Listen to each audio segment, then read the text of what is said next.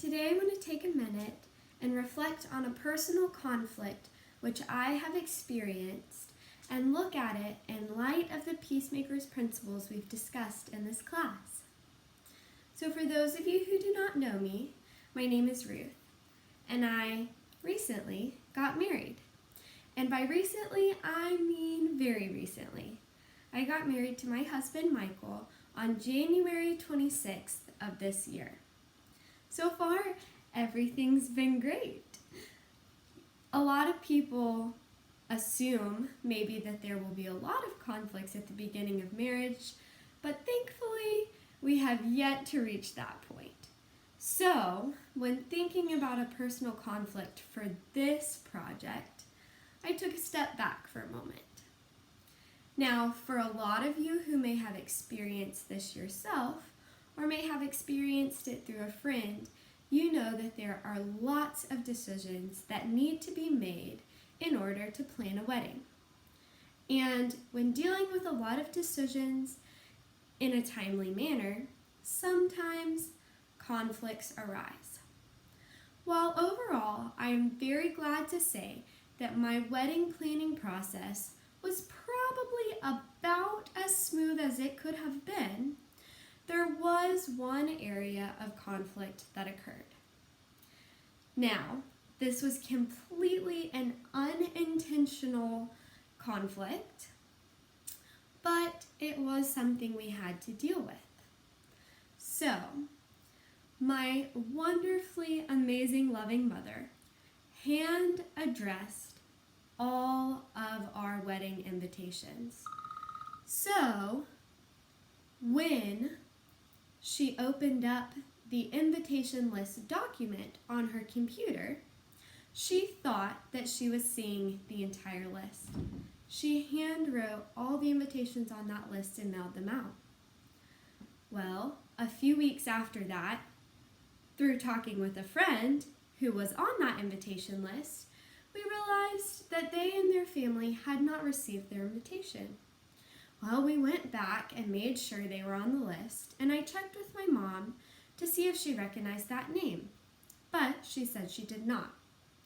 Come to realize, she was looking at the invitation list on her computer in a preview format rather than looking at the whole document.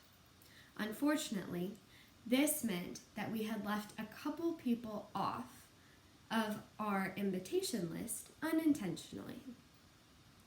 Additionally, these individuals were people that my now husband was hoping to invite. Well, of course, my mother was just devastated. She would never intentionally do anything like that at all. And I was hurt as well. You know, it was just another frustrating thing. Oh man, something else went wrong. And of course, my now husband, then fiance, was hurt. These were his friends. So inevitably, even though this was an unintentional situation, a conflict arose. So, how did we go about resolving it? I wish I could say we used the peacemaking outline a little bit more closely than we did in real life. However, it's been very enlightening to go back and review this point of conflict through these wonderful peacemaking principles. First, I want to look at the conflict through glorifying God based on 1 Corinthians 10:31, which says, "So whether you eat or drink or whatever you do, do it all for the glory of God." This was awesome to me because honestly, I don't really think about conflict in light of the glory of God, even though I should. So within this situation, looking at the conflict actually provided us an opportunity. Provided an opportunity to pause, listen, and look at the hearts of the people that were involved. I know my mom, I know her heart, and she would never intentionally do something such as what had occurred. So, in looking at the conflict from glorifying God, I was able to have the opportunity to truly discern what is the attitude of my mother's heart. Additionally, it let us live at peace. We were able to reach a peaceful solution and situation through all this conflict. And additionally, we trusted in the Lord. We said, look, we are so sorry that these people didn't get invited in the first go round, but we're not going to leave them off this time. We're going to make sure they get their invitation, and Lord willing, they will be able to attend the wedding. So part 2 of the Peacemaker's outline is to get the log out of your own eye, based on the passage from Matthew that says, "Do not judge, or you too will be judged. For in the same way you judge others, you will be judged. And with the measure you use, it will be measured to you. Why do you look at the speck of sawdust in your brother's eye and pay no attention to the plank in your own? How can you say to your brother, 'Let me take the speck out of your eye,' when all the time there is a plank in your own?" This was very applicable to me. My first intention was to blame my mother. How could she do this? Could she be so dumb to realize she was in preview mode instead of opening the whole document? But I had to take a step back and say, has there ever been a time I've made a mistake that's hurt other people? Absolutely. We're all human.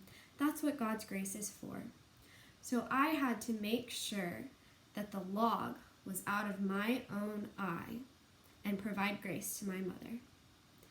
We had to say, is this really worth fighting over?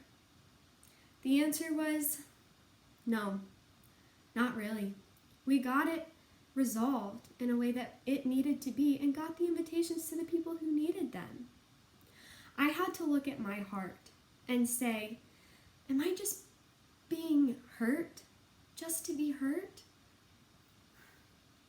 Let me pray. Let me restore my heart to where it needs to be and let the hurt that was so unintentional go away.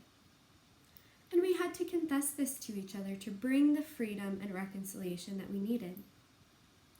Now, for part 3 of the peacemaking outline, we were able to gently restore our relationships. This section's based on Galatians 6:1, which says, "Brothers and sisters, if someone is caught in a sin, you who live by the Spirit should restore that person gently. But watch yourselves, or you may also be tempted." Verse 2, "Carry each other's burdens. In this way, you will fulfill the law of Christ." So we had to restore the relationships. My relationship with my mother, my mother's relationship with my then fiance, now husband, and my relationship with my then fiance, now husband. We got in an argument over it when we didn't need to. So first, I had to go to each of them individually, just between the two of us, one-on-one with my mother and one-on-one with my fiance. And then we all had to come together, and even as two separate families, come together to provide grace and forgiveness in that situation. We absolutely had to speak the truth in love. We had to set aside our hurt hearts and our hurt feelings and look at the reality of the situation, that it was completely unintentional, that nobody meant for this to happen.